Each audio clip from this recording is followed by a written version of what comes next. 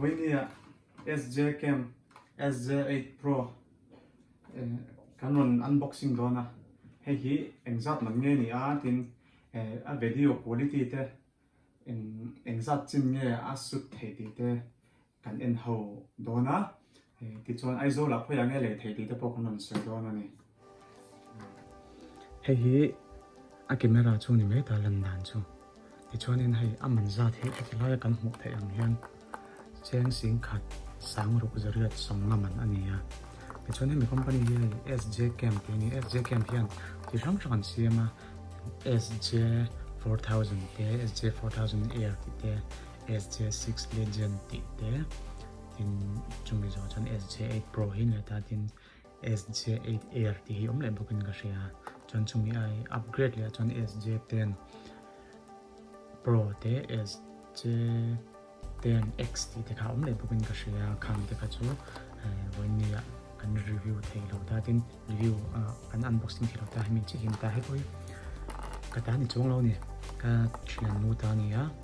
อันพัลตะกันดีอันบ็อกซิ่งวิดีโอเตะเสียงมันไปสักทีวิดีโอเตะนักกินเฮลเมตกับมาอุ่นตั้งเอาใส่ตัวอังคันเองอังกอลที่เนี่ยเราที่ที่พวกกันอินโดนีเซียแต่ช่วงนี้ตายเอ็นเชียงตายเลย12 megapixel อันนี้แต่ช่วงนี้อันเลนส์เห็น170 wide angle in ala thai bokan hitin a resolution a hian image hi 12 megapixel te 8 megapixel te katiang khan amai tlai ka thiam chi lo resolution ti chon video hi 4K in sot thai ni tin 1080p ang tapon asot thai ta tin image hi JPG in around ang tin video hi MP4 ang tatin ang battery backup hi 1200 mAh hin bapa tichon storage hi 128 MB memory card kamit lang kan man tin bota tin connect hi type C ni tichon Wi-Fi at hey boka tin external mic te po hey boka tin amahin remote ang pal bok don ni zoom te po kan mga technical lu tukin ka shelawa kalai ka chon soi thui lai lai ji kam hi ka chiar chu kan me de chon kana kan dok pang chen ang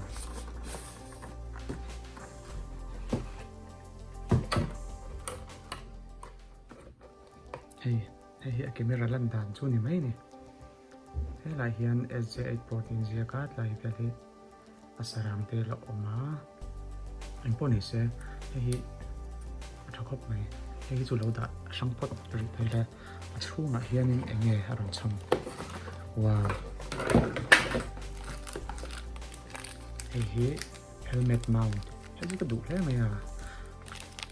ka thenu pa hen hong tang kai don lo ka chiam tu hi ka deal don hi a charger ni this is type C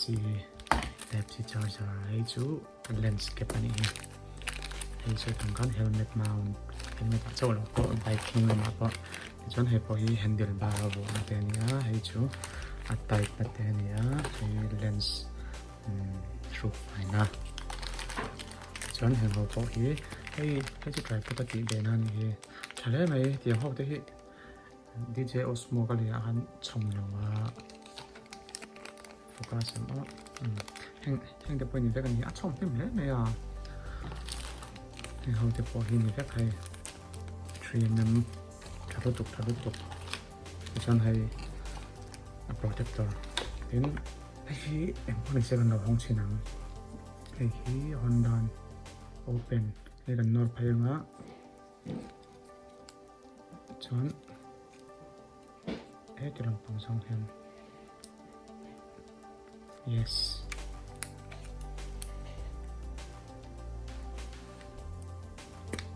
let's have to cook my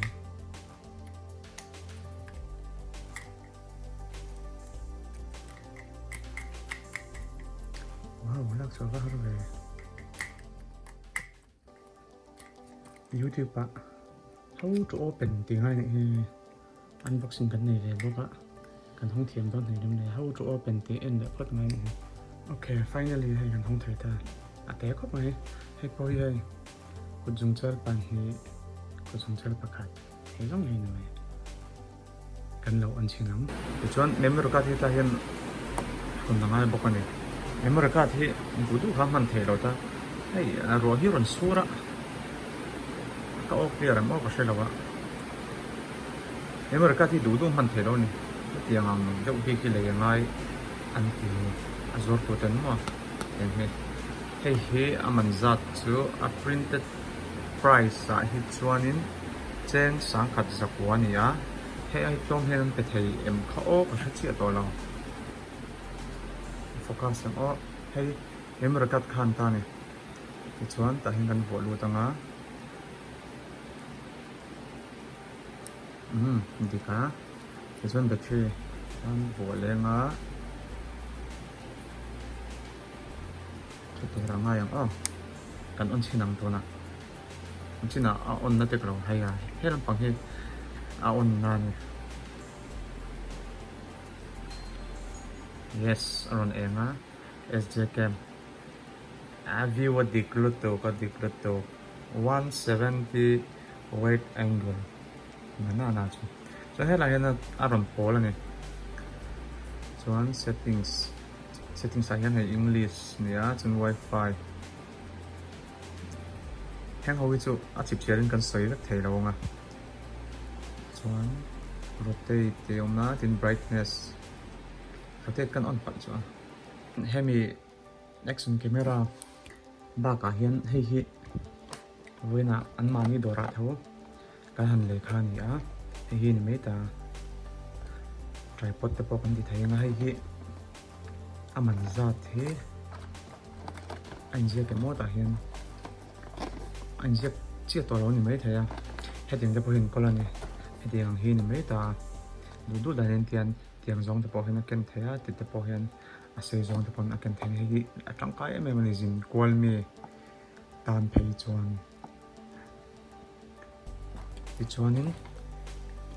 SJ8 Pro video quality in hồ đồ chuan cái next video lo enanga hemi phang hian motor locker nei don ani kan unboxing video ten lo ena kan khop maya ati tanga top thlen lo ena vain kan martin SJ8 Pro kha helmet a kamau nanga nakina karait lai video next a hian karon upload to na chu in lo chang tho don nia in za vai